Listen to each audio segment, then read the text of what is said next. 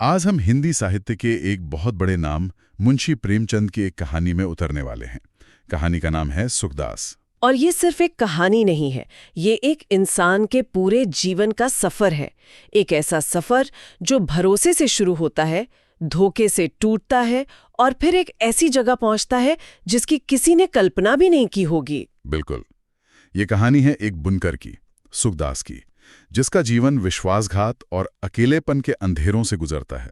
लेकिन फिर कुछ ऐसा होता है जो सब कुछ बदल देता है। आज हम इसी कहानी के जरिए न्याय, विश्वास, पैसे की असल कीमत और इंसानी रिश्तों की परतों को समझने की कोशिश करेंगे। और प्रेमचंद की यही तो खासियत है, वो समाज का आईना दिखाते हैं। ये कहानी असल में एक सवाल पूछती है कि जब समाज और किस्मत किसी इंसान का इम्तिहान लेते हैं तो उसके अंदर का इंसान कितना बदलता है। तो चलिए शुरू करते हैं। कहानी हमें मधुवन नाम के एक गांव में ले जाती है, जहां हमारा मुख्य पात्र सुखदास रहता है। शुरुआत में तो सब कुछ ठीक था, है ना? हाँ बिल्कुल। सुखदास एक इज्जतदार आदमी था, बहुत धार्मिक, अपने काम में माहिर और गांव में सब उसे मानते थे। और उसका एक जिगरी दोस्त भी था, गोपाल। हाँ, गोपाल, जिस पर वो आंख बंद करके भरोसा करता था। और यहीं से कहानी में भूचाल आता है। गांव के मंदिर के महंत रामदास की मौत हो जाती है जी। उस रात मंदिर की रखवाली की जिम्मेदारी सुखदास की थी। सुबह पता चलता है कि महंत के बिस्तर के नीचे से रुपयों से भरा थैला गायब है। और शक को और गहरा करने के लिए महंत की लाश के पास सुखदास का चाकू मिलता है। लेकिन यहाँ एक और दिलचस्प बात है। क्या? उस रात सुखदास के साथ उसके दोस्त गोपाल की भी ड्यूटी थी, लेकिन गोपाल बीमारी का बहाना बनाकर आया ही नहीं। यहीं से शक की सुई घूमने लगती है। अच्छा, तो जब सारे पुजारी और गांव वाले जमा होते हैं तो सुखदास कसमें खाता है कि वो बेगुनाह है। वो अपने दोस्त गोपाल की तरफ उम्मीद से देखता है कि वो उसकी गवाही देगा। लेकिन होता है ठीक उल्टा। ये कहानी का पहला और सबसे दिल तोड़ने वाला मोड़ है। गोपाल न सिर्फ सुखदास के खिलाफ बोलता है, बल्कि वही सबको सुखदास के घर ले जाता है और दरवाजे के पीछे टंगा हुआ मंदिर का खाली थैला दिखाता है। मतलब उसका सबसे करीबी दोस्त ही उसे धोखा दे देता है। ये तो किसी भी इंसान को तोड़ कर रख देगा। बिल्कुल। और प्रेमचंद यहाँ दिखाते हैं कि जब समाज आप पर शक करता है तो सबसे करीबी रिश्ते भी कैसे बिखर जाते हैं। गोपाल का विश्वासघात सिर्फ एक दोस्त का धोखा नहीं है। नहीं, ये सुखदास के लिए पूरी इंसानियत से भरोसे का उड़ जाना है। यहीं से उसके अकेलेपन और कड़वाहट के सफर की असल शुरुआत होती है। उसे सजा मिलती है, हुक्का पानी बंद। आज के जमाने में से शायद समझना मुश्किल हो, लेकिन उस वक्त एक गांव में ये सामाजिक मौत के बराबर था। सही बात है। मतलब कोई आपसे बात नहीं करेगा, कोई आपके साथ बैठेगा नहीं, आपको पूरी तरह से समुदाय से काट दिया जाएगा। एक जीती जागती लाश बना दिया गया उसे। इसी सामाजिक मौत ने उसे अपना गांव मधुवन छोड़ने पर मजबूर कर दिया। तो अब सुखदास एक नई जगह जाता है, लल्लूपुर, और यहाँ आकर वो एक पूरी तरह से अलग इंसान बन जाता है। हाँ, वो दुनिया से कट जाता है, किसी से बात नहीं करता, बस दिन रात अपने करघे पर काम करता है। ये एक तरह का ट्रॉमा रिस्पॉन्स है ना? बिल्कुल। जब दुनिया आपको इतनी गहरी चोट पहुंचाती है तो आप खुद को एक खोल में बंद कर लेते हैं। सुखदास ने भी वही किया। उसका भगवान से, इंसानियत से, हर चीज से भरोसा उठ चुका था। पर कहानी में यहाँ एक अजीब मोड़ आता है। एक दिन वो अनजाने में ही एक जड़ी बूटी से जलोदर की एक मरीज औरत को ठीक कर देता है, और बस रातों रात वो एक चमत्कारी बाबा के रूप में मशहूर हो जाता है। लोगों की भीड़ उसके दरवाजे पर जमा होने लगती है। अब यहाँ कोई भी सोचेगा कि शायद ये उसके लिए एक मौका है। हाँ, समाज में इज्जत वापस पाने का, लोगों से फिर से जुड़ने का। मुझे भी ये लगा था कि शायद अब उसकी जिंदगी पटरी पर आएगी। पर वो तो उल्टा सबसे चिढ़ जाता है और ऐलान कर देता है कि मेरे पास कोई शक्ति नहीं है। उसने ये मौका क्यों ठुकरा दिया? क्योंकि वो किसी भी तरह के इंसानी जुड़ाव से डरने लगा था, चाहे वो अच्छा ही क्यों ना हो। उसका अतीत उसे सिखा चुका था कि भरोसा करना खतरनाक है। वो फिर से चोट नहीं खाना चाहता था। सही कहा। इसलिए उसने इस नई इज्जत को भी ठुकरा दिया और अपने टूटे हुए भरोसे की जगह एक नए जुनून को दे दी, पैसा जमा करना। और ये जुनून उसकी जिंदगी का अकेला मकसद बन जाता है। दिन में 16 घंटे काम करना, रूखा सूखा खाना, और हर रात दरवाजा बंद करके अपनी सोने की अशर्फियों को गिनना। यही उसका गुप्त अनुष्ठान था। उन सिक्कों की खानाखी उसकी दुनिया में एकमात्र संगीत था। वो सोना उसके लिए सिर्फ दौलत नहीं था, एक तरह से वो उसकी सुरक्षा थी, उसका कवच था। वो एक ऐसी चीज थी जो उसे कभी धोखा नहीं दे सकती थी, जो इंसानों की तरह बेवफा नहीं हो सकती थी। इसी बीच लल्लापुर में कहानी एक ठाकुर परिवार से जुड़ती है। ठाकुर नरेश सिंह और उनके 2 बेटे। हाँ, बड़ा बेटा महीप सिंह जो जिम्मेदार तो है पर थोड़ा आलसी है, और छोटा बेटा दिलीप सिंह जो पूरी तरह से शराबी और आवारा है। और दिलीप सिंह का किरदार बहुत अहम है। बहुत ज्यादा। वो बिगड़ा हुआ, गैर जिम्मेदार है और अपने बड़े भाई की शराफत का फायदा उठाने में जरा भी नहीं हिचकिचाता। होता यह है कि दिलीप सिंह लगान के वो पैसे जुए और शराब में उड़ा देता है जो उसे अपने भाई महीप सिंह को देने थे।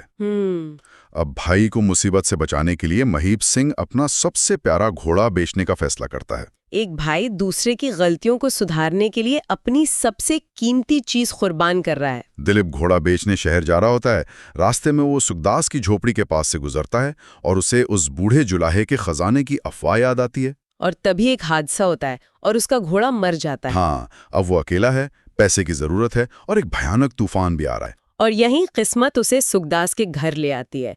तूफान से बचने के लिए वो सुखदास की खाली झोपड़ी में घुस जाता है और वहां खजाने का लालच उस पर हावी हो जाता है। वो जमीन में दबी ढीली ईंटें देखता है, उन्हें हटाता है और उसे चमड़े का वो थैला मिल जाता है जो सोने की अशरफियों से भरा है। और वो उसे चुराकर अंधेरे में गायब हो जाता है। सुखदास जब घर लौटता है तो देखता है कि उसकी 15 साल की मेहनत, उसका वो खजाना लुट चुका है। ये उसके लिए सिर्फ पैसों की चोरी नहीं थी, है ना? बिल्कुल नहीं। वो पागलों की तरह अपने घर का कोना कोना छानता है, यकीन ही नहीं कर पाता कि सब कुछ लुट गया। वो जमीन पर सिर पटक पटक कर रोता है। सोचिए, वो पैसा उसका सुरक्षा कवच था, दुनिया से मिली चोट पर मरहम जैसा था। उसके लुट जाने का मतलब था कि वो फिर से पूरी तरह अकेला और असुरक्षित हो गया है। 15 साल का मकसद एक झटके में खत्म। यहाँ एक बड़ी अजीब बात होती है। सुखदास, जो खुद एक झूठे इल्जाम का शिकार था, वही अब हताशा में एक बेगुनाह आदमी दुखी पर चोरी का इल्जाम लगा देता है। हाँ। क्या ये दिखाता है कि वो वैसा ही बन गया था जिनसे वो नफरत करता था? ये एक बेहतरीन सवाल है।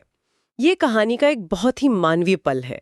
ये दिखाता है कि दर्द और निराशा कैसे एक अच्छे इंसान को भी गलती करने पर मजबूर कर सकती है। सही बात है। वो इतना टूट चुका था कि उसे हर किसी पर शक हो रहा था। लेकिन अहम बात यह है कि जब दुखी बेगुनाह साबित होता है तो सुखदास को अपनी गलती का एहसास होता है और वो उससे माफी मांगता है। अच्छा। यह उसके अंदर के अच्छे इंसान का पहला संकेत है जो अभी भी जिंदा है। इसके बाद पुलिस की जांच शुरू होती है, जो अपने आप में एक तमाशा है। थानेदार ईसा खान को मौके से एक माचिस की डिबिया मिलते हैं और बस उसी के आधार पर वो एक पूरी कहानी गढ़ लेता है कि चोर कोई बाली पहनने वाला बिसाती यानी फेरी वाला होगा। ये प्रेमचंद की पुलिस व्यवस्था पर एक तीखी टिप्पणी है। उस दौर में यानी ब्रिटिश राज में पुलिस अक्सर असली न्याय देने के बजाय बस किसी को भी बली का बकरा बनाकर केस बंद कर देती थी। थानेदार ईसा खान का किरदार इसी सिस्टम की लापरवाही और पूर्वाग्रह को दिखाता है, जहां सच से ज्यादा जरूरी कहानी गढ़ना है। चोरी के बाद सुखदास की दुनिया तो उजड़ जाती है, लेकिन एक चीज बदलती है। गांव वाले, खासकर दयामयी नाम की एक औरत, उससे हमदर्दी जताने लगती हैं। उसका दर्द अब गांव वालों को दिखने लगा था। उसके सोने ने उसे सबसे अलग कर दिया था, लेकिन उसके दुख ने उसे लोगों के थोड़ा करीब ला दिया। और तभी कहानी में एक और दुखद किरदार की एंट्री होती है। दिलीप सिंह की पत्नी जी, जिसे किसी सामाजिक कलंक की वजह से उसके ससुराल वालों ने घर से निकाल दिया था। वो बेसहारा अपनी नवजात बच्ची के साथ अपने पति को खोजते हुए लल्लापुर पहुंचती है। ये उस दौर में औरतों की लाचारी को दिखाता है। उसके पास कोई सहारा नहीं है और वो थक कर बुखार से तपती हुई सुखदास की झोपड़ी से कुछ ही दूर दम तोड़ देती है। लेकिन उसकी नवजात बच्ची, वो किसी तरह घिसटते हुए सुखदास के दिए की रोशनी के सहारे उसके दरवाजे तक पहुंच जाती है। एक जिंदगी खत्म होती है और दूसरी एक नई दहलीज पर पहुंच जाती है। सुखदास अपने दुख में डूबा हुआ है। जब वो बच्ची को देखता है तो पहले तो उसे अपनी आंखों पर यकीन नहीं होता। उसे लगता है कि ये कोई सपना है, कि उसकी खोई हुई अशरफियां ही एक बच्ची का रूप लेकर उसके पास वापस आ गई हैं। क्या अजीब ख्याल है! कोई ऐसा कैसे सोच सकता है? देखिए, ये एक बहुत गहरा मनोवैज्ञानिक क्षण है। वो सोना उसके लिए सब कुछ था, उसका बच्चा जैसा था। अब जब वो चला गया और उसकी जगह एक असली बच्ची आ गई तो उसके दुखी मन ने दोनों को एक कर दिया। अच्छा। ये एक संकेत था कि वो एक बेजान खजाने को एक जीते जागते, सांस लेते हुए खजाने से बदलने वाला है। बच्ची उसे अपनी मृत मां के पास ले जाती है और सुखदास, जो 15 साल से समाज से भाग रहा था, अब भाग नहीं सकता। वो गांव वालों को बुलाता है, जिम्मेदारी लेता है। और यहीं सुखदास एक ऐसा फैसला लेता है जो उसकी पूरी जिंदगी बदल देता है। वो उस अनाथ बच्ची को अपना लेता है। हाँ, और उसका नाम रखता है ज्ञानी। सोचिए, जो इंसान 15 साल तक किसी से बात करने से बचता रहा, जो इंसानों से नफरत करने लगा था, वो अब एक बेसहारा बच्ची की पूरी जिम्मेदारी उठा रहा है।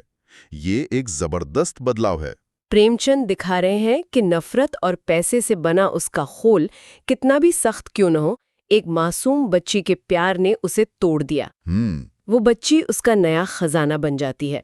वो उसका खालीपन को भर देती है जो सोने ने छोड़ा था, लेकिन एक कहीं ज्यादा सार्थक और मानवीय तरीके से। इसी बीच महीप सिंह को पता चलता है कि मरने वाली औरत उसके भाई दिलीप की ही पत्नी थी और वो बच्ची उसकी अपनी भतीजी है। वो अपराध बोध से भर जाता है और चुपके चुपके ज्ञानी के लिए सुखदास की मदद करने लगता है। कहानी 15 साल आगे बढ़ जाती है। अब ज्ञानी एक खूबसूरत जवान लड़की है और सुखदास एक प्यार करने वाला बूढ़ा पिता। उसका अकेलापन खत्म हो चुका है। गांव में उसे अब सुखदास बाबा कहकर इज्जत दी जाती है। ज्ञानी और दयामयी के बेटे कृष्ण के बीच एक मासूम प्रेम कहानी भी शुरू होती है। तो अब सुखदास ने वो सब कुछ पा लिया है जो उसे असल में चाहिए था। बिल्कुल, यही तो सच्चा धन है ना? एक घर, समुदाय का सम्मान, एक बेटी का प्यार, ये वो चीजें हैं जो उसकी सोने की अशर्फियां कभी नहीं खरीद सकती थीं। उसने सोना खोया, लेकिन उसे असल दौलत मिली। हाँ। और फिर आता है कहानी का क्लाइमैक्स। 15 साल बाद सुखदास के पुराने घर के पास एक सूखा हुआ तालाब खोदा जाता है और उसमें से एक कंकाल मिलता है और साथ में मिलता है सोने की अशर्फियों से भरा वही चमड़े का थैला। दिलीप सिंह का कंकाल। सच सामने आ जाता है। शायद वो चोरी के बाद उसी तूफानी रात में उस तालाब में गिरकर मर गया था। एक तरह से न्याय तो हुआ, पर किसी अदालत से नहीं। ये एक तरह का दैवीय न्याय है। प्रेमचंद दिखा रहे हैं कि लालच और अपराध का अंत अक्सर बुरा ही होता है। दिलीप का गुनाह ही उसकी मौत की वजह बन गया। महीप सिंह अब सुखदास के पास जाता है और उसे सारी सच्चाई बता देता है। वो बताता है कि ज्ञानी उसकी अपनी भतीजी है। वो प्रस्ताव रखता है कि ज्ञानी की शादी कृष्ण से करवा दी जाए और वो दोनों ठाकुर की हवेली के वारिस बनेंगे, और वो अशर्फियां भी सुखदास को लौटाने की बात करता है। अब सुखदास के सामने उसकी जिंदगी की सबसे बड़ी परीक्षा है। वो दौलत जो कभी उसका सब कुछ थी, अब उसके सामने है। और सुखदास की प्रतिक्रिया हैरान करने वाली है। वो कहता है, इन अशर्फियों ने मुझे सिवाय दुख के और कुछ नहीं दिया। इन्हीं को खोकर तो मैंने ज्ञानी को पाया था। ये अब मेरी नहीं है। वो भौतिकवाद से बहुत ऊपर उठ चुका है। वो समझ गया है कि इंसानी रिश्ते और प्यार ही असली दौलत है। वो सोने को छूने से भी इनकार कर देता है जिसने उसे 15 साल तक दुनिया से दूर रखा था। और आखिरी फैसला ज्ञानी करती है। जब महीप सिंह उसे अपनी असली पहचान बताकर हवेली चलने को कहता है तो वो साफ मना कर देती है। हाँ। वो कहती है, मेरे बाबा सुखदास हैं और ये झोपड़ी ही मेरा घर है। वो दौलत और ऊंचे खानदान पर उस प्यार और वफादारी को चुनती है जिसने उसे पाला था। क्या शानदार अंत है। ज्ञानी अपने नाम को सार्थक करती है। वो असली ज्ञान दिखाती है कि रिश्ते किसी भी दौलत से बड़े होते हैं। तो इसका कुल मतलब क्या निकलता है? कहानी जहां से शुरू हुई थी लगभग वहीं आकर एक पूरा चक्कर काटती है। सुखदास एक भगवान को मानने वाले इंसान के तौर पर शुरू करता है। हाँ। अन्याय की वजह से नास्तिक और लालची बन जाता है, और अंत में उसे मोक्ष या कहिए कि असली सुख अपना खोया हुआ पैसा वापस पाकर नहीं, बल्कि एक बच्ची के लिए निस्वार्थ प्यार से मिलता है। कहानी एक बहुत ताकतवर सवाल पूछती है कि सच्चा धन क्या है? क्या वो जमीन में गड़ा सोना है या फिर प्यार, जिम्मेदारी और इंसानी रिश्ते? सुखदास का नाम भी कितना प्रतीकात्मक है, सुख का दास। वो पहले पैसे का दास बनकर सुखी होना चाहता था, पर उसे असल सुख मिला जब वो ज्ञानी का दास बना, यानी उसकी सेवा और प्यार में। अंत कुछ खट्टा मीठा सा है। सच सामने आ गया, लेकिन इसकी बहुत बड़ी कीमत चुकानी पड़ी। ज्ञानी को अपना असली परिवार मिल तो गया, लेकिन उसने उस रिश्ते को चुना जिसने उसे घड़ा था। और एक आखिरी ख्याल हमारे सुनने वालों के लिए, ये कहानी शायद ये बताती है कि कभी-कभी जिसे हम अपनी सबसे कीमती चीज समझते हैं, उससे खोना ही उन चीजों को पाने का एकमात्र तरीका होता है जो असल में मायने रखती हैं। तो सोचने वाली बात यह है कि हम अपनी जिंदगी में ऐसा कौन सा सोना कसकर पकड़े हुए हैं जो शायद हमें हमारी ज्ञानी खोजने से रोक रहा है।